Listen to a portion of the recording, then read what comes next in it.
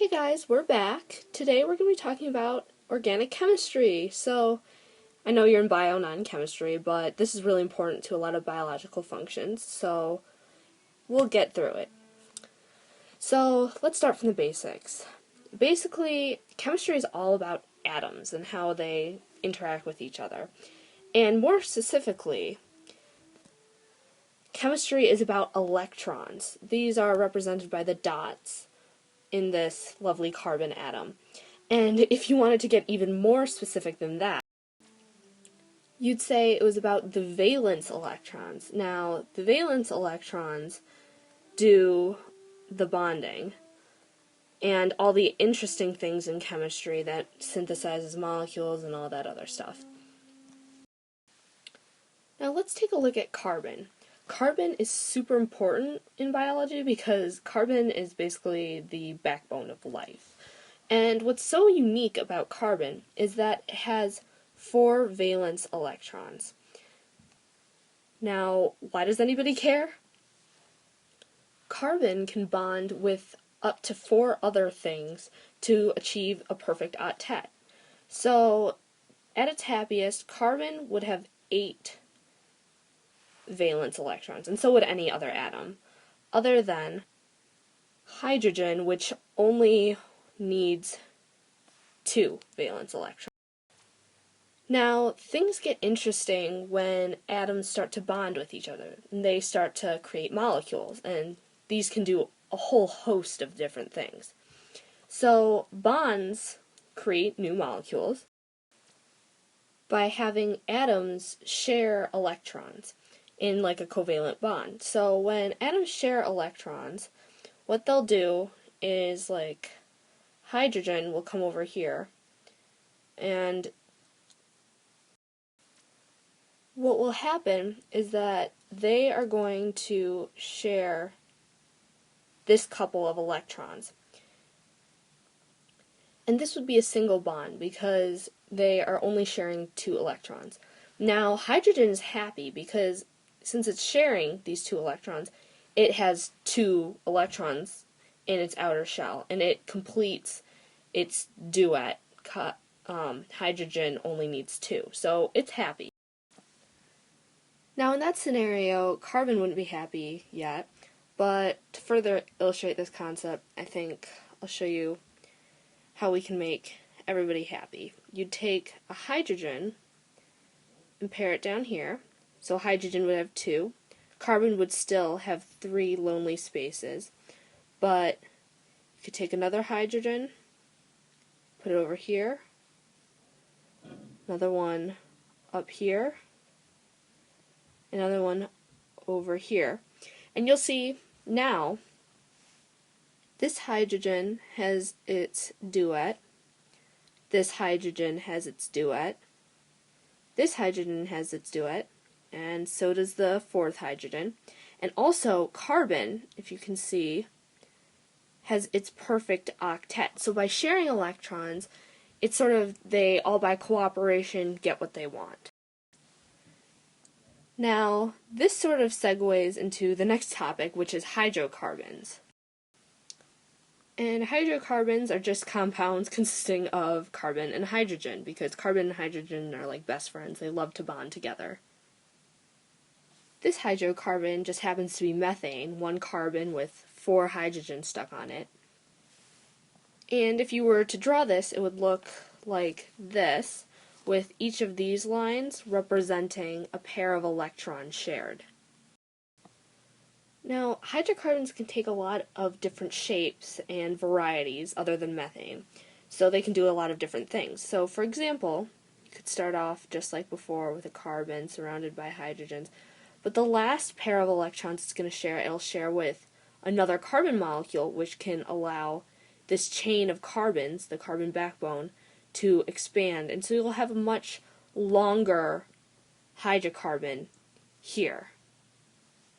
And this carbon backbone right here could go on for much longer. So there's a varying length of hydrocarbon. You could also create a branching molecule by having the backbone here not be straight, but have another carbon here where the hydrogen was, and then you'd have this bond to a hydrogen, this bond to another carbon, and so now it's in more of an L-shaped, if you can see right here. You could also add a double bond. Now, what I find helpful is to think that every carbon wants to have 4 like lines around it, I guess, quote unquote, because each line represents 2 electrons shared. And so 2 times 4 is 8. 8 is the perfect octet. So here you have 2, 4, 6, 8. Here also you have 2, 4, 6, 8. So as long as they have 8, they're all good. Another interesting thing you could do with hydrocarbons is create a ring of carbon. And this is particularly notable in glucose, or sugar, and we'll show you that down the road. But I'm not going to draw the hydrogen, but you can create a lot of different shapes and sizes of hydrocarbons.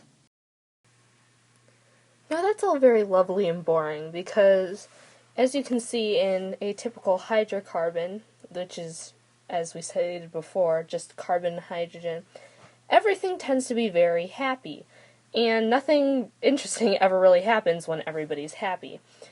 Since there's no free electrons to bond with anything else, these will just float around and not really do anything.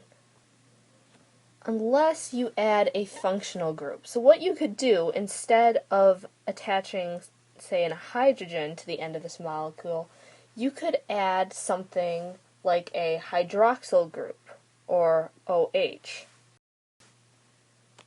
The OH, which is found in alcohols and sugars, has a single bond to the carbon, and this is the functional group, and this is where everything happens. So all this over here, not so interesting. Nothing can really bond to it. But here has a lot of potential, and it can be involved in chemical reactions, so you want to look out for functional groups. So there are tons of functional groups out there, but the 4 that you'll be focusing most on are these 4 right here in biology. So the first one up we saw in the previous slide, the hydroxyl group. Now, instead of just a hydrogen, onto a carbon, they'll be single bonded an oxygen and hydrogen group. And this is found in sugars and alcohols, so if it ends in anol, like ethanol, it has a hydroxyl group onto it. I remember hydroxyl by hydrogen, the hydr, and oxyl, oxygen, so if you put it together, hydroxyl. Next is the carbonyl group, and in this group, to a carbon molecule in the backbone, the carbon backbone of the molecule, there'll be double bonded an oxygen, and so the oxygen will do, the functional group work in that one. And this is found in sugars. The amino group, I always just remember it because it's special because it has a nitrogen. So a nitrogen will be like single bonded to a carbon, and then to the nitrogen there will be 2 hydrogen. Since it's an amino group, it will be found in amino acids and urea, which is in your pee. So then there's the carboxyl group. And so there'll be your carbon on the backbone, and then you'll have double bonded to that an oxygen, just like in the carbonyl group. And then you'll also have an OH group, like the hydroxyl. And this I remember because it's like a mixture of the carbonyl and the hydroxyl group. So it's a carboxyl, carb like the carbonyl, and oxyl like the hydroxyl. So I'm just going to go through some useful stems to know. These you're not really going to strictly get tested on, but they're good to know because you can piece together a lot of the terms in biology by just knowing some stems. And so if you're caught in a test and you don't really automatically remember what it's talking about, you can sort of piece together words. So it's super useful to know these. Just memorize them. So lyse is break. Mono is one, poly is many, hydro is water, saccharine is sugar, or like saccharin means sweet, micro is small, and macro is large. So if you don't know these already, it's a good thing just to know. So remember those stems from like 2 seconds ago? It helps right here. So comparing different molecules, macromolecules are big molecules. They're not just a few atoms large. They're pretty massive. So these are like DNA, for example, which will code for your entire body of genes. So it's pretty huge.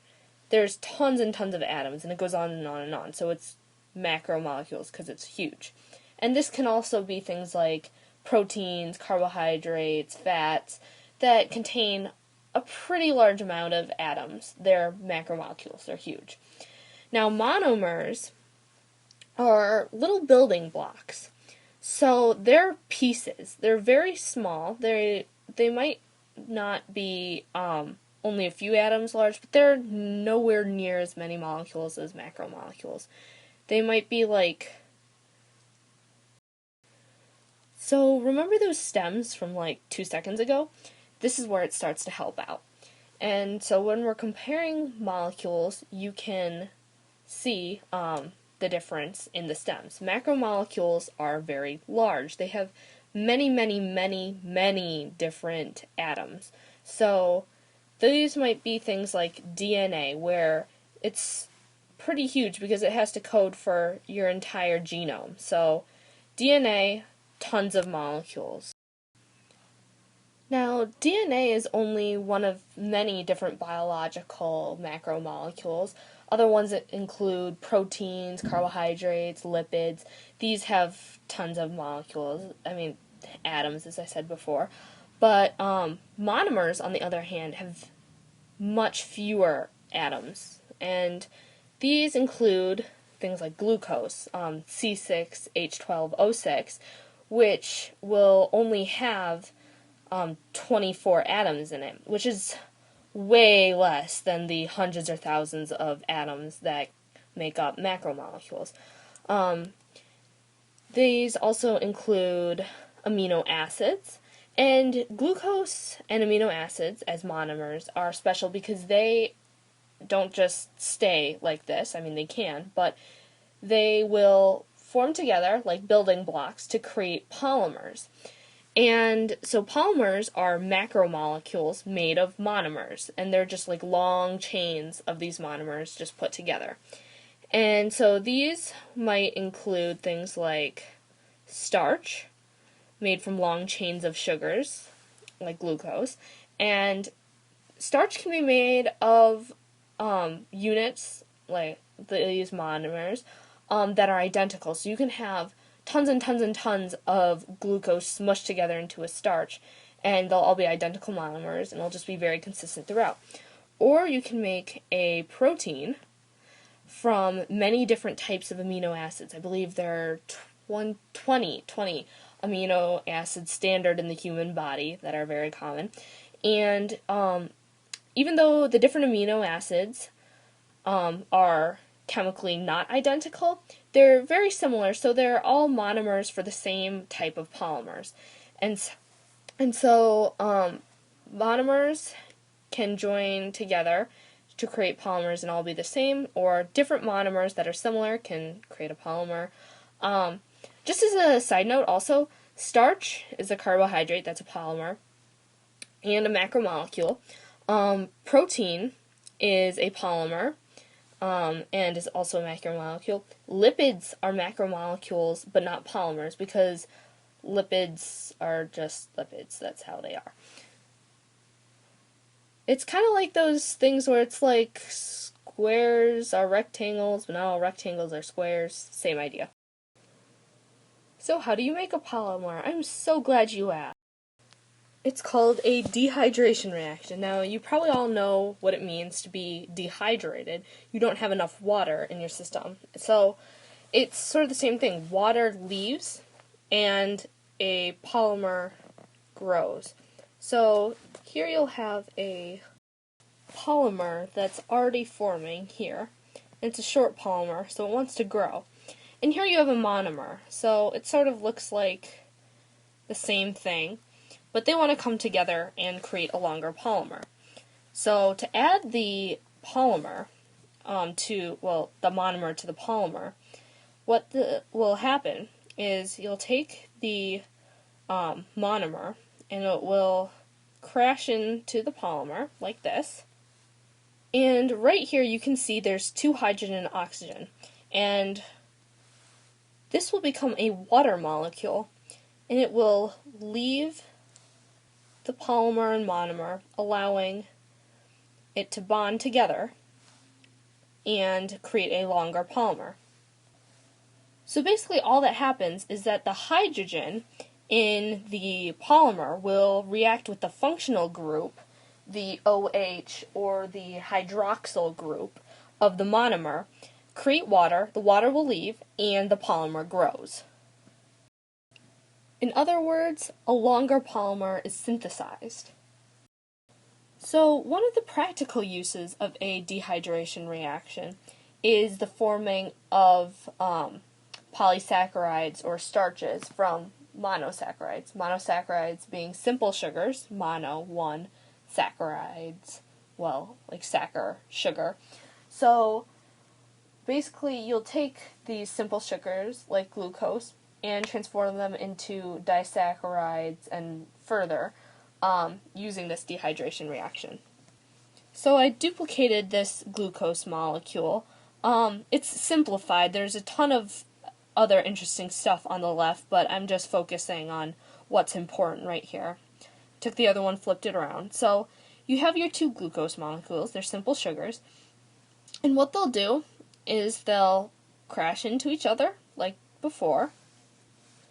These 2 H's, hydrogen and oxygen atoms, will form that water molecule, and they are going to leave. And the 2 monomers, or the monosaccharides, will form together and create a disaccharide.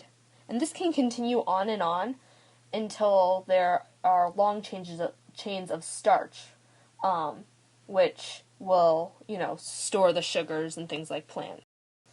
Also notable is that the dehydration reaction is the same reaction that binds the glycerol to the 3 fatty acids on over here to create the triglyceride, which is the fats you'll find in oil or your body. Now, conversely, you can have hydrolysis. Hydro, water, lyse, break.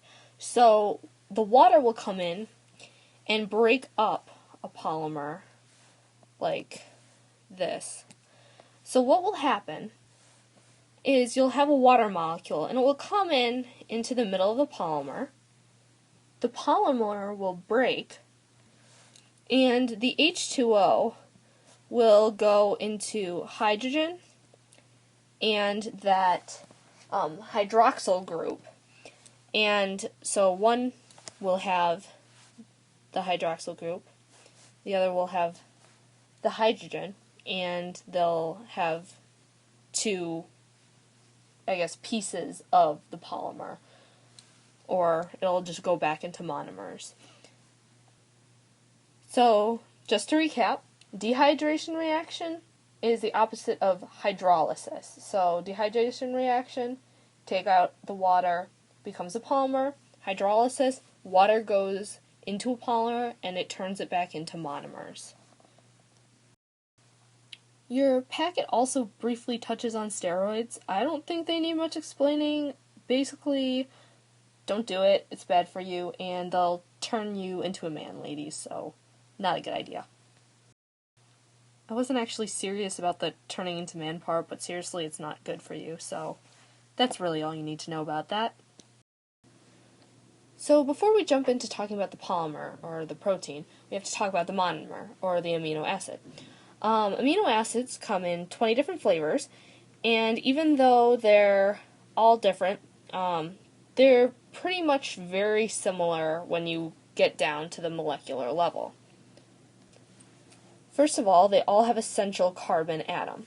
And off of that, there'll be a hydrogen, because carbon and hydrogen are BFFs.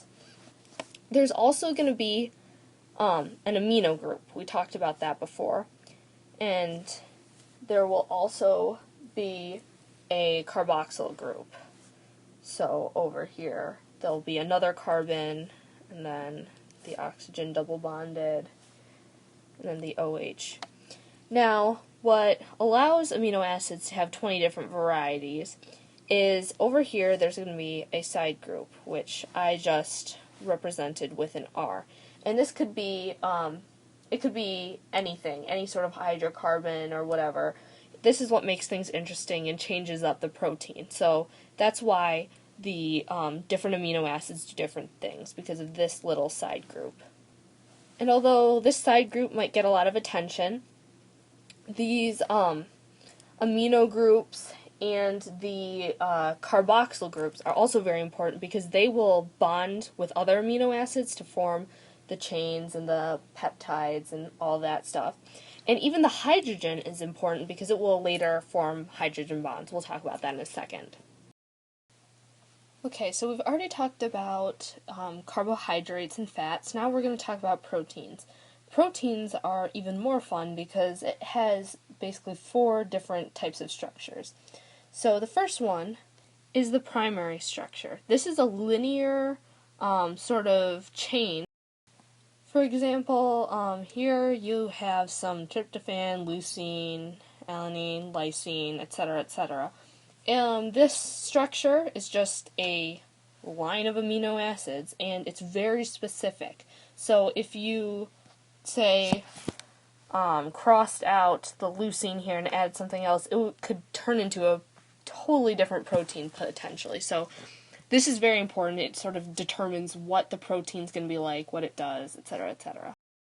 So moving on, there is secondary structure. Secondary structure is basically how the primary structure, or the specific sequence of amino acids, sort of forms itself, what sort of shape it takes. Now, there are 2 types of secondary structures.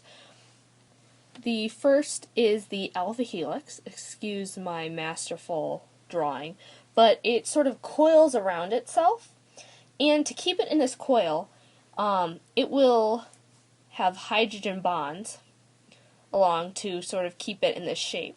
Now, a hydrogen bond is when a hydrogen atom that might be hanging on the side of one of these amino acids will bond to a very electronegative atom, such as oxygen. And electronegativity is basically the atom's tendency to attract electrons. So the oxygen will be attracting the electrons from the hydrogen and pulling it close. So over here, the pull from the oxygen towards the hydrogen will bring it close enough that the coil will be able to be maintained. The next is the pleated sheet, and this is just sort of like a crinkly, I don't know, it's sort of like if you made an accordion with a piece of paper and stretched it out. It's sort of like that. And these maintain this shape, also with hydrogen bonds, like this. And so basically hydrogen bonds are what keep the primary structure in their secondary structure shape. But a key thing to note about hydrogen bonds is that since they're not sharing electrons, actually, they're a lot weaker than the actual covalent bonds. So, just as an FYI, before any covalent bonds would break, it would break the hydrogen bonds because they're so much weaker. Next up is the tertiary structure, and the tertiary structure is also known as the polypeptide, and it's it's like a single subunit. It's just a bundle of a bunch of alpha helix structures and pleated sheets. It's all just tangled up together into one unit by covalent bonds. Peptide bonds is what they're called. So this is more joined together, it's stronger, and both secondary structures are in it. So they're again, will be both alpha helix and pleated sheet chains of amino acids in here. Now you would have quaternary structure if you took a polypeptide and then next up is the tertiary structure, and basically what the tertiary structure is a bundle of both alpha helix and pleated sheet secondary structures all tangled up together with covalent bonds. They're special bonds called peptide bonds. They're actually bonding the carboxyl and amino groups of some of these structures. But anyways, the only thing that's important to know is that they're covalently bonded into these little packets called subunits or polypeptides. And if you take one of these polypeptide subunits and you put a bunch of them together and bond them, you will get quaternary structure, which is another cluster of polypeptides. This is a completed protein, and it's just a bunch of the subunits smooshed together, and you got yourself your protein. So, as you can see, it just builds on each other. So, first you have the line of amino acids, then that coils up or crinkles up into the secondary structure of the alpha helix or pleated sheet.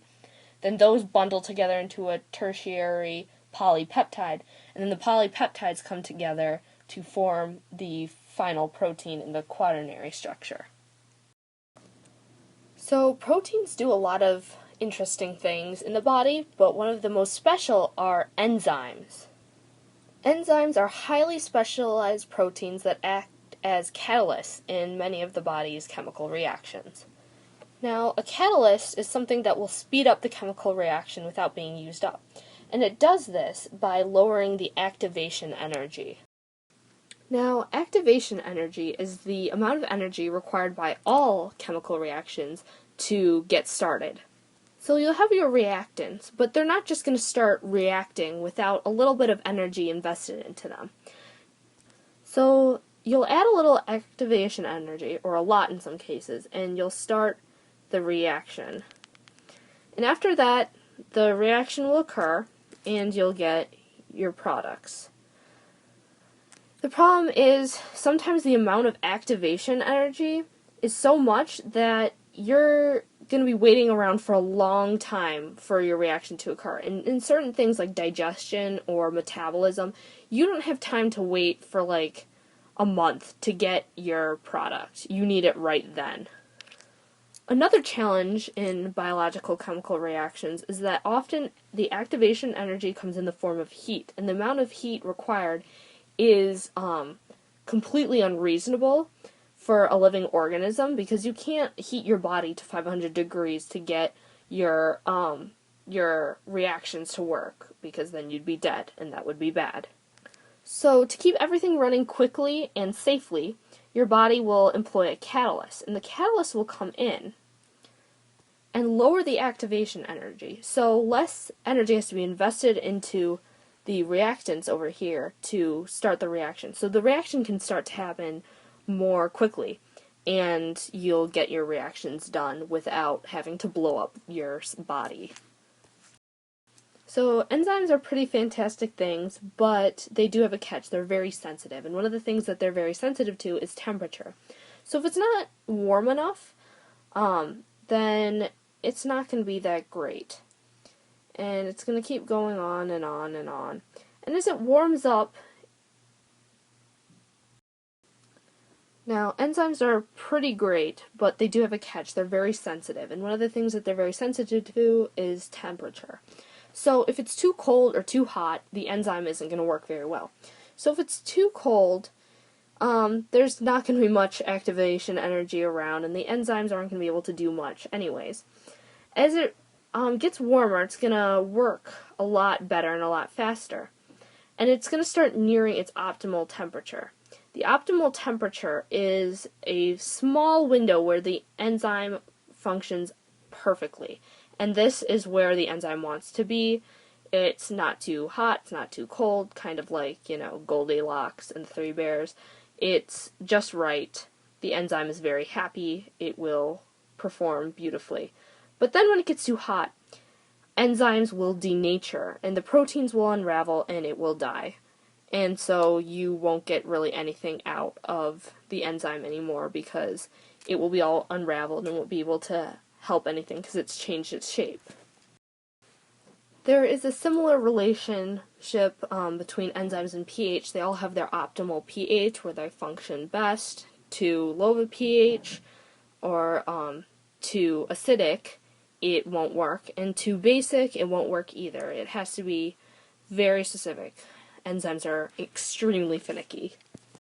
Another thing that will affect how useful an enzyme is the concentration of both the substrate, or what the enzyme is helping to react, and the enzyme. And so these differing concentrations will influence the reaction rate. So if there's a ton of substrate, there's a lot of stuff to react. And if there's a ton of enzyme, there's a lot of stuff to lower the activation energy. And these will be able to come together very easily and speed up the reaction, so the reaction rate will be very high. Now, if there's not much substrate and still a lot of enzyme, the reaction rate is going to start to lower. So as the enzyme starts allowing the substrate to react and they're running out of substrate, the reaction rate will decrease because there's not going to be as much stuff to react anymore. Now, on the other hand, if there's a ton of substrate but you don't have enough enzyme, the reaction rate will also be slower because most of the substrate will have to go through the entire process with a higher activation energy because it won't be able to find the enzyme to lower the activation energy, so it's going to be slower. Most of the substrate isn't going to be able to take the shortcut, and the rate will just decline. Also, the final thing is that enzymes are very specific. The enzymes will be tailored to their substrates, and if you can't really use an enzyme on a substrate that doesn't match it, or nothing's going to happen. Now, for all the good that they do, enzymes can also be sabotaged by enzyme inhibition. And this will keep an enzyme from functioning properly and doing its job. So one of the ways that enzymes can be inhibited is with a substrate imposer. And what it is, it's like a compound that looks a lot like one of the substrates, but it's actually not. So you could have this substrate inhibitor in green, and what it would do is it would come in and would bind to one of the active sites and pretend that it's one of the substrates. And since it looks a lot like it, the enzyme will accept it and think everything's great. Then one of the real substrates will come along and try to bond, and it won't work. These two things don't bond together, and so the enzyme won't be able to allow for the real reaction to happen.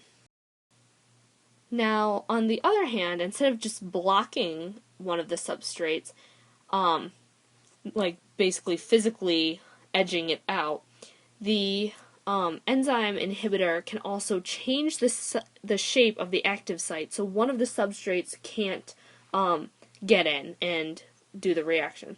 So say you have an inhibitor that looks kind of like this. What it could do is come in, bind to some other site on the enzyme, and what it would do is change the shape of one of the active sites. So now, what would happen is that one of the substrates would come in and think it's ready for a reaction, and the next would come in, but it couldn't fit into the enzyme, and so no reaction would occur. So the enzyme inhibitors can either manually sort of physically edge out one of the substrates, or can change the shape of the active site so that none of the substrates will be able to go in and bond properly.